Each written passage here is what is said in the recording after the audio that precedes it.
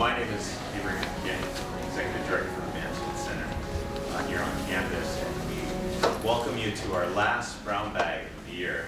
And I don't know a better way to conclude our really successful series this year than having our very own Mary Nellis to come speak about her experience in Korea last year. As many of you know, Korea is one of the not only continues to be one of the fastest growing economies in Asia, but also it's been on the headlines a lot, and including today, about the things that are going on in the peninsula, South Korea, North Korea, and our government here. And so we're very excited to hear more about Mary's experience last year and her prestigious grant or scholarship or fellowship that she received with the Fullbrighter. Hopefully she can give us some tips about how to, for those of you who are interested in applying for the Fullbrighter in the future, what are some of her secrets to get the Fullbrighter scholarship. But with that, I wanted to, before I introduce her, I wanted to do a couple of housekeeping things. First of all, I encourage you, we have two summer ongoing programs. One is the opportunity for those of you who are residents of Missoula. We do have opportunities to have homestays with many international programs, and students are coming from various parts of the world. And if you're interested in homestays, we encourage you to take one of these brochures or information sheets. And then secondly, we do also have an opportunity to work with students as well that are coming. If you're interested in working with young students as a part of our exchange programs, again, there's another sheet for that here, and we encourage you to take one of these at the end of the program today.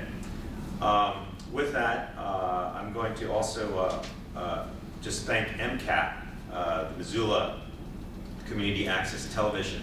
Today, this presentation is being recorded by Missoula Community Access Television as a part of a media assistance grant donated to the organization of MCAT. So thank you very much for being here today. With that, I love the opportunity to introduce to you Mary Nellis. She's a graduate of the University of Montana, and I've been working with in international education for 15 years.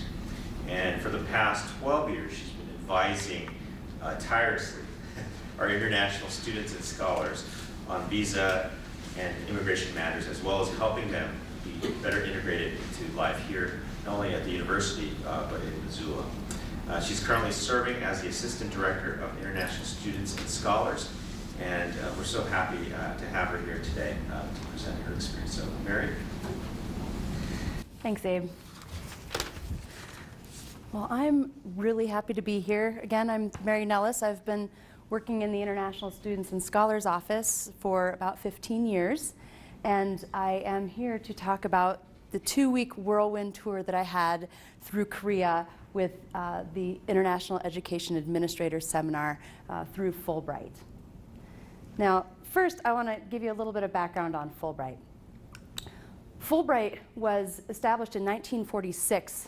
J. William Fulbright got the bill passed through Congress. It was originally funded through selling war surplus, which is really interesting to me. It actually makes my heart feel good because the idea of Fulbright is to expand people's cultural horizons through international exchange. It's primarily academic, but there are many different types of grants. Fulbright is operated on a binational basis, and every country that works with the U.S. government through the Fullbright, they have an agreement. It's sponsored and run through the Department of State's Educational and Cultural Affairs, and in 49 countries, Fulbright has a binational commission that work directly to oversee the Fulbright program. Now, the International Education Administrator Seminar is the one non-academic Fulbright. There are all sorts of Fulbrights, everything from teaching assistants to graduate studies, undergraduate studies, and all over the world in 160 countries. The International Education Administrators Seminar is only offered in 8 countries, and it's primarily for international education administrators, as you would infer from the name.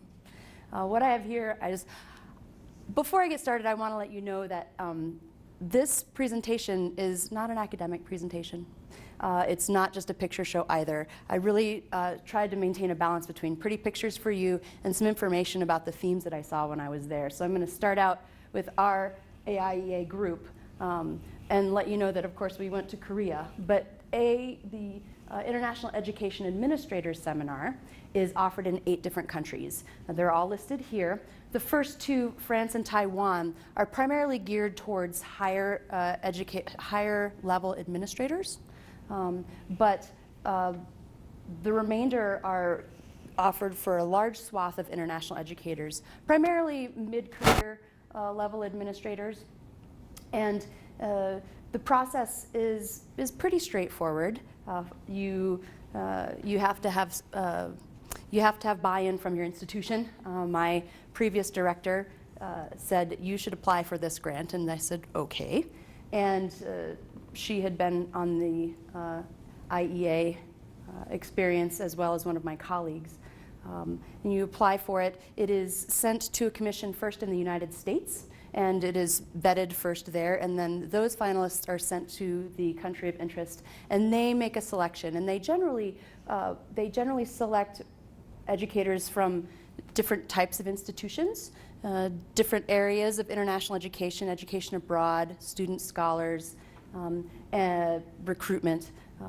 But the foundation of this is to have cultural and professional exchange with other international educators. It's not meant for recruitment purposes. That's an important thing to know, and it really changes the perspective and the feel when you go into this. So the Korea IA was not the first one I applied for. It is the one I wanted. But the first one I applied for was Germany, mostly because my director said to apply for it, and it sounded amazing regardless. I have worked with other administrators who went to all the other countries, and there's no bad experience when it comes to this seminar.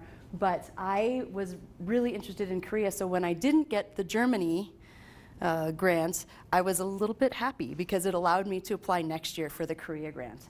So why Korea? Well, of course, there's the food. And I purposely did not put as many food pictures as I had into this. It's not a food presentation, lucky you, because I could talk about the food for an entire hour. But it was definitely a bonus. But really, my interest in Korea started with my friend Younga when I was an undergraduate.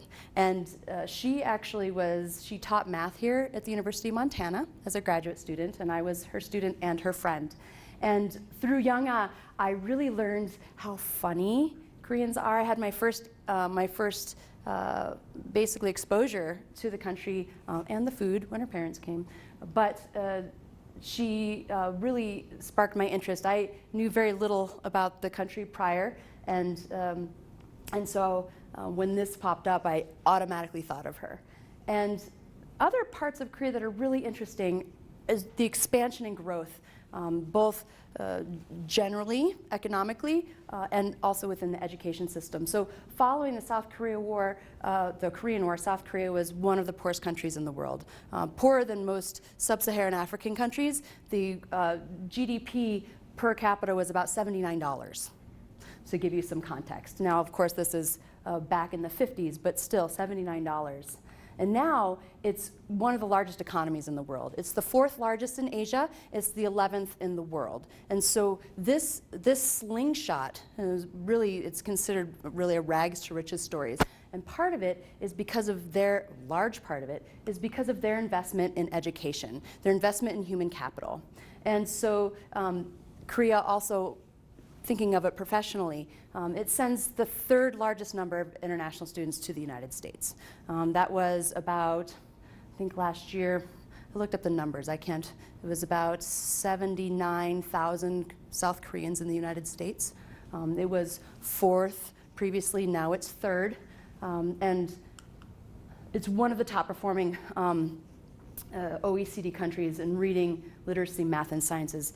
Consistently high performing. If you don't know, OECD stands for Organization for Economic Cooperation and Development, and they do a lot of different assessments across the world to compare countries educationally and otherwise.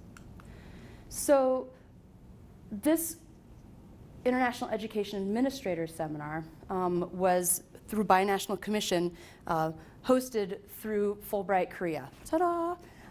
I got a t-shirt. And KAEC, the Korean American Educational Commission, is the only organization that is officially recognized to do these educational exchanges through this binational agreement. They offer about 290 grant awards annually. They've been operating for 62 years, and they have granted about 6,500 grants over the course of their time, both to Korean and American citizens. A large amount of cost sharing is done and in-kind donations on both sides. So all of the universities that we visited, things we do is organized through KAEC, but there's a lot of input from all of the institutions that they're involved with. Grant programs, they also house Education USA in their building. Education USA is affiliated with the Department of State and provides information about studying in the United States and educational opportunities and grants available. They also, while we were there, provided, it was a brand new workshop. It was called the New Frontiers Workshop, and it was the first time that they'd pulled international educators from primarily Seoul, but all over Korea to come together and talk about the state of international education and the growth of that in Korea. So Education USA is really active and involved with the Korean American Educational Commission. And finally, the last thing they do is, and not least important, is testing services for Korean students, primarily English testing services, so that when students are preparing to come to the United States, they can have that taken care of there.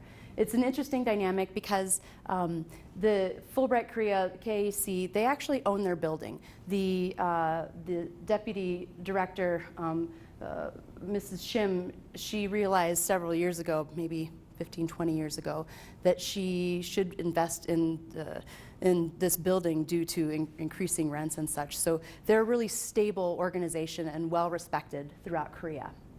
I do want to talk about what the KAEC did for us while we were there. They started with pre-arrival information. I'm reading it. I was sent a book. I should have brought it. Mrs. Shim and her staff sent me a giant book of reading, mostly articles about Korea ahead of time. They really put a lot of time into giving us a snapshot before we arrived. They provided transportation everywhere, housing, university visits. They made all these arrangements. They did lectures when we arrived, so our first day we sat all day in lectures and learned about history, education, and the economy of South Korea. They provided cultural visits, as you will see, to so many places. And then emergency support. And I put this here, we would think it's just nominal, but while we were there, we actually had an emergency situation. And so their support was invaluable in helping us through that. And I'll tell a little bit about that as well. I do also want to mention, before we go any further, that when I talk about names, first of all, I will mispronounce a lot of names. So for anybody that is Korean and listening to this in the future or present, I will apologize in advance for that. But also the individuals' names, I will pronounce them in American format. Often they switch back and forth. Korean and many Asian names primarily put the family name first, but I'm going to, just because it's in my mind and that's my way of speaking, I will just put all the names in American format so that I don't do it incorrectly. And so let's get started. It started in Los Angeles when we were at the NAFSA conference. NAFSA is my professional organization for international educators, and we started by feeding our faces. we met over lunch with the Korean counterpart to our group, who arrived 2 weeks before us and had been traveling through California. These guys are brilliant, amazing, and funny. One of the things they did while we were in Korea is they actually collaborated to arrange food for us so that we didn't eat the same thing all the time. They were really thoughtful, and this is where we first came together and got to know each other just a little bit, because it was over lunch. We had an orientation with our group as well. After lunch, the Koreans departed, and we were given a brief orientation of a couple hours. And we talked about various things, from what sort of shoes to bring to gifts. And I will make a side note about gifts. Koreans per capita spend more money on gifts than any other Asian country. Actually, it's really common to give gifts. And so we were told to bring gifts, and it was a huge stress because we are all overachievers and we wanted to do it correctly. And there are levels of gifts, and the giving of gifts is very important. It's customary. And we spent hours on the bus wrapping gifts properly. We got together and we collaborated to see what level gifts we had. It's hard to explain without context. We had no idea. We just knew that we had to think about this, and then as we went forward, we stressed more and more about it, and we spent a lot of time. And of course, the Koreans would say, oh, it's not necessary. But of course, it's necessary, and it would be definitely noticed if we did not. That said, I also came away with some very gracious gifts from all of our hosts, and I was constantly reminded of how inadequate our gifts were. So I just want to put that out there. What else did we talk about at the, we also had to choose roommates. So we found out about 2 days before this that we were going to have to choose roommates among ourselves, which is perfectly fine. Actually, it was really good to have a roommate, but it was an interesting dynamic because we had never met each other, and we were at this conference. And so we kind of just threw it out there, and I'm lucky because I got Angie as my roommate. And Angie and I personally went together very well. We got our personalities. We laughed a lot, and it's actually really nice to have somebody to share a room with after a long day of traveling and processing. We always think that we want a room to ourselves. I've never traveled like that, but just having somebody in the room to talk about things was great. And she would watch TV. She had it on in the background. And so I would never have done that. But one of the most amazing things about it is you learn a lot about the country and just how it appears through the television, even if you don't understand it. So we'll talk a little bit more about that, but I would not have expected to say I was thankful that my roommate watched television in the hotel room, but it really changed my perspective and my experience in Korea, that tiny little thing. So first, we landed in Seoul on a Sunday, and this is a beautiful picture of Seoul Gyeongbokgung Palace.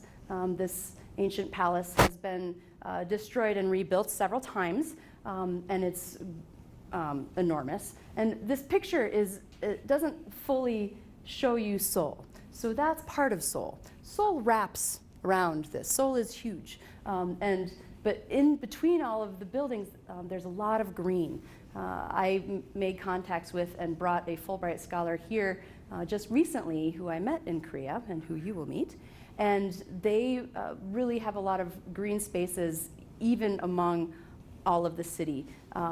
Korea is a mountainous country with little pockets of places where people can settle and farm. And so traveling through the country was a really green experience. It's very beautiful. Now, our first days, we arrived.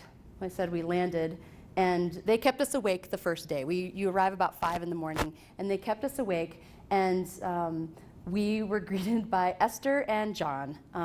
Esther and John were Fullbright ETAs, teaching assistants, and they continued on to work in the office, and they took us on the subway and got us to the palace, and we toured around, looked at it, and you'll notice that, So there are a lot of people in traditional Korean outfits, hanbok, and it was very interesting to us, but most people rent them. They rent them and they go to the palace and they get pictures taken.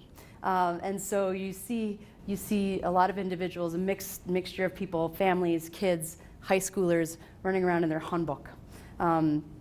So hanbok mong palace, and this is inside. It's really stellar. Like I said, it's been rebuilt. They're still rebuilding parts of it, and you can see. I don't know if you can. Whoops. Let's go back. So underneath the hanbok, you can see tennis shoes. And so it was like on the surface, you see the overlap of traditional Korean culture and then the new face of Korea. And it's all new. It's all within 60 years. So it's quite a juxtaposition. We also, where is it? Jongdong Theater. We were taken to the theater. It's a silent theater. Not silent.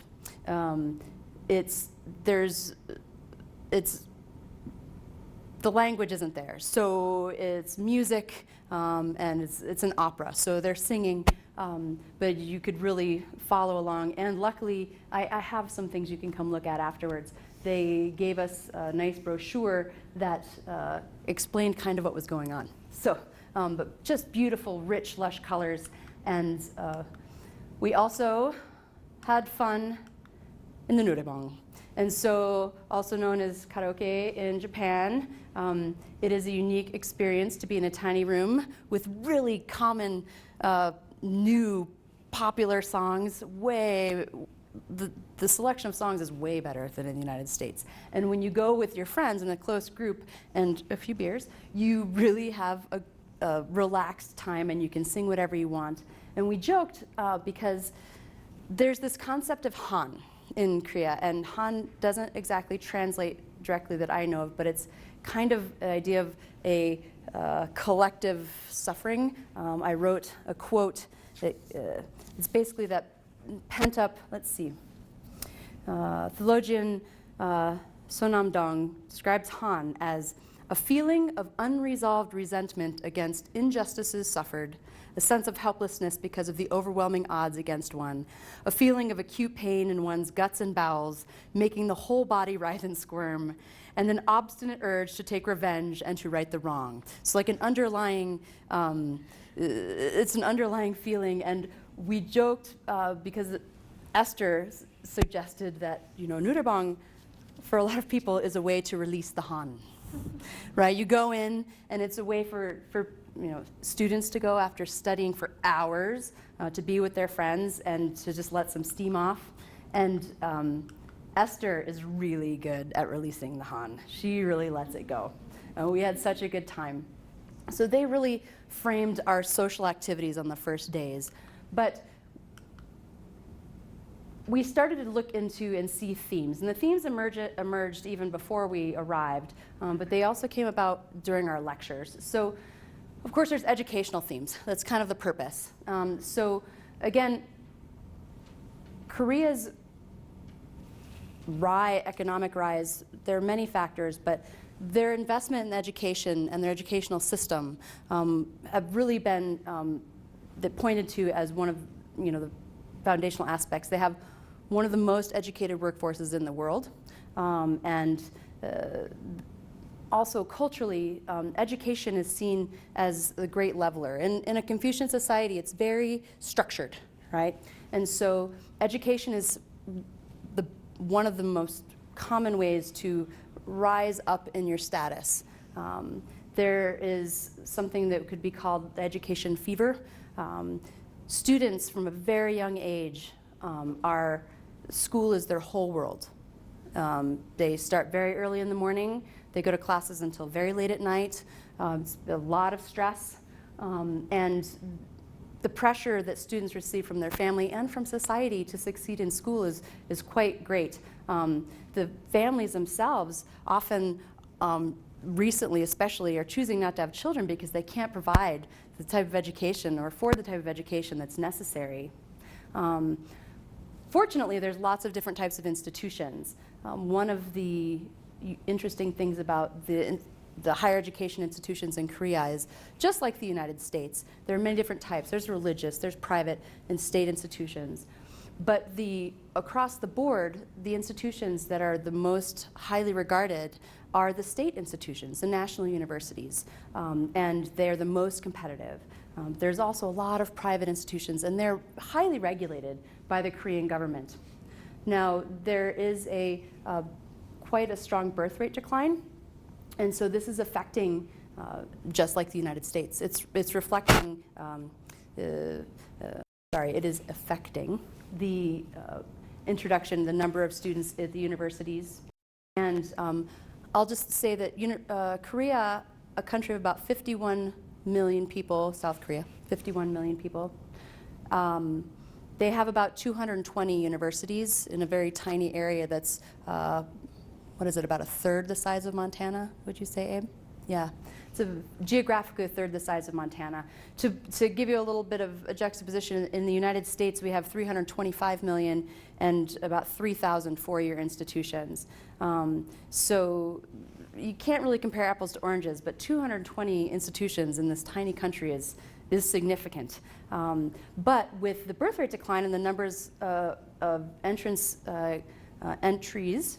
students entering the university going down, they are both consolidating some of their institutions, and they're also expanding into the international education market. And I'm just touching on some of these themes here because there's a lot more, but I'm hoping you'll help me with questions later. Now, the social themes, Confucianism and K-pop. Like I said before, watching TV and such, the surface of Korea is young. Everything is new. Buildings are going up everywhere. You're going to see construction in my pictures. K-pop, world phenomenon, the expansion of Korea, Korean popular culture under the world. That is a surface level. Underneath all of that, you have a strong, structured, old culture and society, a lot of Confucian influences, a hierarchical structure, and so there's really this juxtaposition. So I noticed it a lot on campuses. You see a lot of respect for teachers, educators, parents, and respect for authority. But on the surface, there's young people everywhere. And it seems that if you were to just watch the television, that there's no elders, just on the surface. But you have everything from the Korean way of, with even young people, asking how old are you is one of the first questions, because the person who's oldest is the one in charge. So you have this structure, but then again, on the surface it's all new, and we've got old buildings, old monasteries and palaces that are being rebuilt against the background of high-rise structures. Professional culture. I have to say that I thought I worked a lot until I went to Korea. There's a lot of pressure on young professionals to perform at the workplace, but then also after work.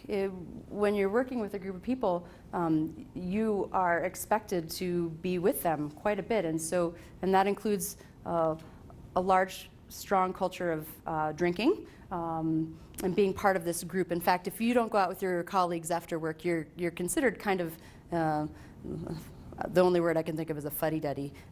Really? Oh my gosh, I better go through this. Holy cow, I'm already at 30 minutes. So respect for U.S. military. I was surprised when I went there that the U.S. military and our involvement in the Korean War is still highly respected, and it was mentioned to me several times. In fact, the Korean government, they have a department that sponsors Korean War veterans to come to Korea once a year. Now those numbers are dwindling, but you also have educational institutions that have strong ties to the military as well, because there are several military establishments in Korea. And reunification. This is in the news right now. Reunification in popular language, it's not a matter of if it's going to happen, it's when it's going to happen. Reunification will happen. And I also think about the context of reunification generationally as well, because we've got 3 generations, 2 to 3 generations, separated from the Korean War and being family separated. And then you have a younger generation, and I hadn't thought about this until the Seoul Winter Games, when they had the women's hockey team play, and I was listening to a story on how upset the young people were and the teams were, because it's not their team, they're being combined. And I thought, I wonder how really the young people think about this idea of impending reunification. I didn't have a chance to talk about it there, but what does that look like? What are the expectations? What are the thoughts of young people versus their elders? So we're going to whip through some university visits. We went to 13 different universities while we were there. These are the universities that we went to in Seoul, and these pictures kind of show the breadth of things that we did, from being greeted and hosted very well, lots of beautiful campus tours and presentations on the international education structure, as well as meetings with high-level administrators. It was kind of a whirlwind. We went to the American Embassy, and this beautiful edifice that you see before you is the American Embassy in Seoul. And we do not have many pictures from in there because they don't allow it. But while we were there, we got to go behind the scenes and talk about student visa trends, the trends of international students who are applying to come to the United States, the increase, decrease of denials, what are those sorts of trends. We got to see visa interviews. So as a professional, that was very interesting to me to see what kinds of questions consular agents actually ask. I was surprised. And then what happens when you get a denial? And I brought some materials back with me on what are the forms they get when their visa is denied, and how can they go about dealing with that. We went to the DMZ. The DMZ was an interesting, so this is the entrance to the DMZ that's been blocked off, the bridge. You can see, as we go through, these are all prayers from family members to people on the other side. Again, beautiful buildings, but you can see it's written right there, reunification. And we didn't get to go into the joint security area because of tensions at the time. And so mostly what we got was that view when we got there. This is the DMZ. It's actually it's similar to a nature preserve at this point. Nobody goes there. There is a village that is sponsored from the South Korean government that they subsidize the living there and education of the students. And then on the northern side, there is a village that projects North Korean propaganda and music to the south side. A little interesting. We were also given a very I have a list of the dress code that we were supposed to follow for the JSA. I won't go into that much, but when I was there, they gave us this dress code, and just prior to that, our vice president had gone, and he wore the wrong thing, and I wouldn't have known, like that bomber jacket, you're not allowed to wear that there, but he did.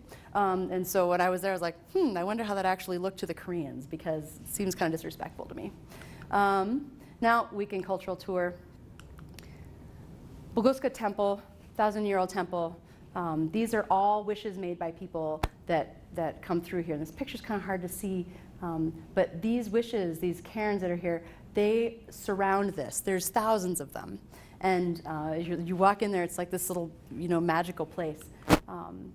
But we started going down country. We went to Andong, where they make traditional Korean paper from mulberry bushes. It's handmade. And it's called hanji. Sorry, that picture's bad. I didn't realize that until now. And they do some amazing things. Dresses out of paper, beautiful. We spent way too much time in the gift shop buying paper. And so we were actually late to our next destination, which is a traditional restaurant in the country. It was a beautiful day. And met our next leader there for a traditional lunch. You can see these jars out here, just rows and rows of them. and we continued on to Hao Traditional Village, another 1,000-year-old village that's been maintained and offers a glimpse into life, and certain particular cultural dynamics, the Hao mask dance drama. So you may have seen Korean masks. Many of the standard masks that you see originate from this area, and it was traditionally the way that people could make fun of their leaders. And this drama is actually really, really funny, even though you can't understand it because it's very visual. So you have everything from the princess who is taken advantage of by the drunk priest. You have a cow that goes through the crowds and decides it's going to pee on the crowd. It's not actually, it's a costume. And just people are laughing. And it was really a way to poke fun in a situation where normally you would never be able to do such a thing. It's a sanctioned way. Traditional village walking through and making wishes under a 1,000-year-old tree for whatever it is you wish for. I won't tell you what I wish for. And then this day ended at Byeongseong Sewon, which is another 1,000-year-old. It's World Cultural Heritage Site, Confucian Academy. Beautiful, surrounded by mountains, quiet, peaceful. I would love to study there, but they don't have classes anymore. Darn it. The next day, Sekodam Grotto. It is a cave carved out of a mountain with a gorgeous Buddha situated inside. It's a holy site. World Heritage Site, designated in 1995. One of the interesting things, and you might not notice, I was told when I was there, these roofs, so this style of roof, this curved, is common throughout Asia. But one of the things I was told is made unique about Korean roofs is, you can't see here, but the tops of the roof are in China they tend to be straight, but here they tend to be bent, like the back of a dragon, is what I was told. And then, come on. And yet another Boguska temple, guarded by these monsters. The Boguska temple is known for its its two big brass Buddha statues. And it's a functioning temple, so all those areas where you saw those wishes, beyond that is actual monastery area where monks and nuns live. And you can actually stay there for a weekend if you wish. A temple stay is what it's called.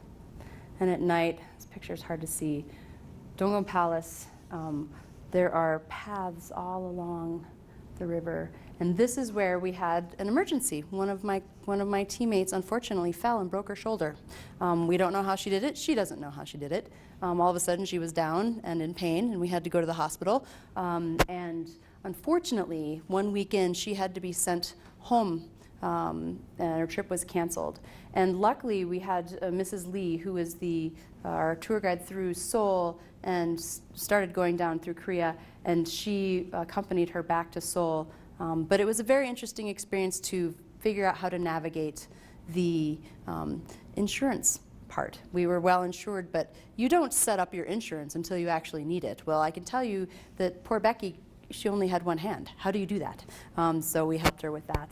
And we were very thankful for KAEC and their support, because it would have been a much more challenging time without it. Now, we went down country. What does that mean? So we started in Seoul. We went to Andong, the paper factory, Yeongju, cultural sites, and then we started university tours, Ulsan, Busan, Daegu, Daejeon, and then we worked back up to Seoul. So we saw 9 universities down country. They'll all be listed here. I don't have time, clearly, to tell you about all of the amazing things these universities are doing to help increase their international student retention. This picture, I have to point out, This is our fearless leader. When Mrs. Lee had to take Becky back to Seoul, our second leader, Professor Lee, no relation, he took on 7 professional American women on a bus through South Korea.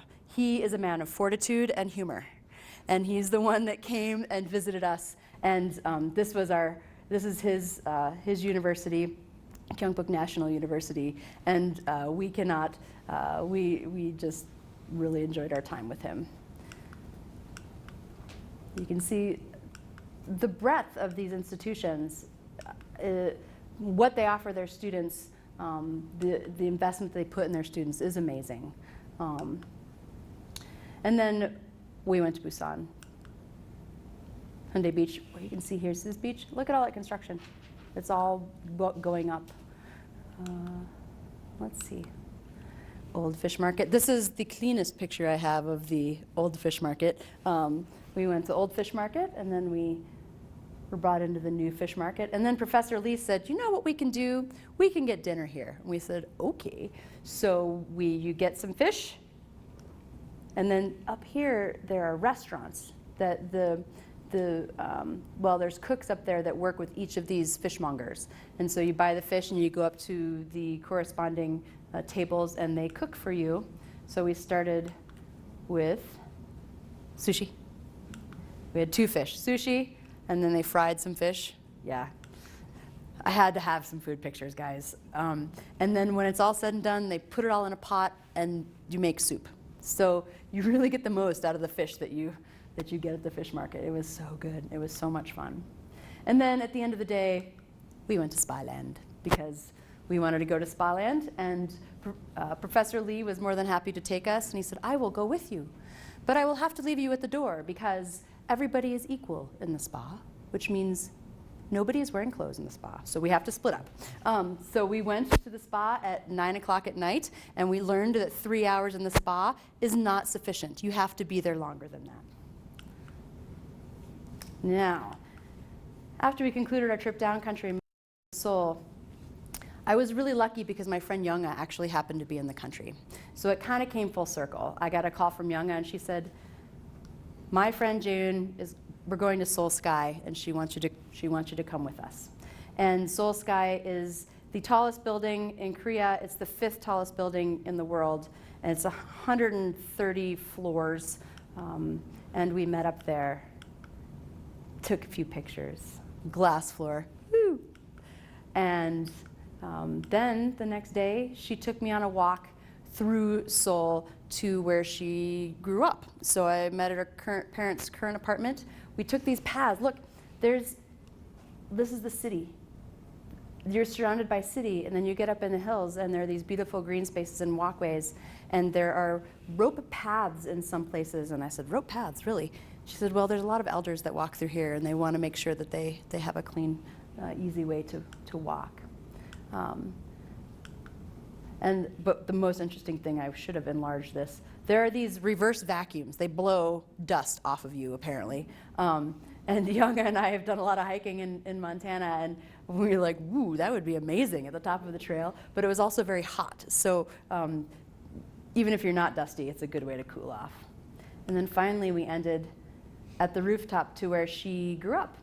We snuck in there. She doesn't live there anymore. We snuck up the stairway very quietly, and she showed me her rooftop. And this is the side of Seoul that we didn't get a chance to see while we were being hosted otherwise very well.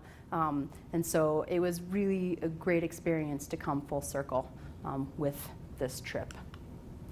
Now, I have a lot. That concludes my trip. But I have so many thanks. I have to thank my previous director, Effie, who told me to get this, to apply for this.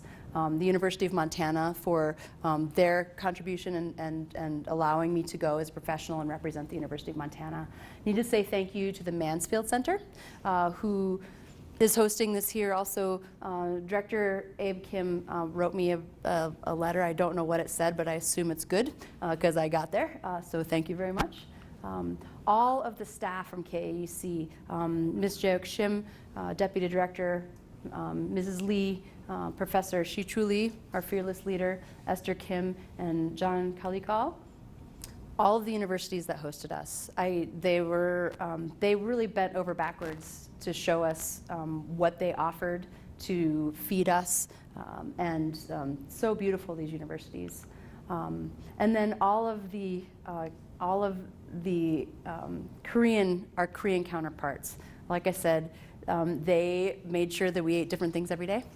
So we didn't just eat bulgogi the whole time we were there, although that would have been awesome. I'm glad that we had a variation on those themes.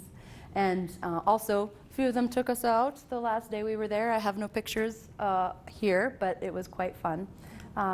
And Dr. Underwood and his wife, who gave us our orientation, it was very helpful to just have us be able to ask questions. My teammates, especially, of course, Angie, my roommate, but Corey, who took the vast majority of pictures. Thank goodness for her. I'm really bad at taking pictures. I really just like to pay attention to what's going on. So she was our designated documentarian.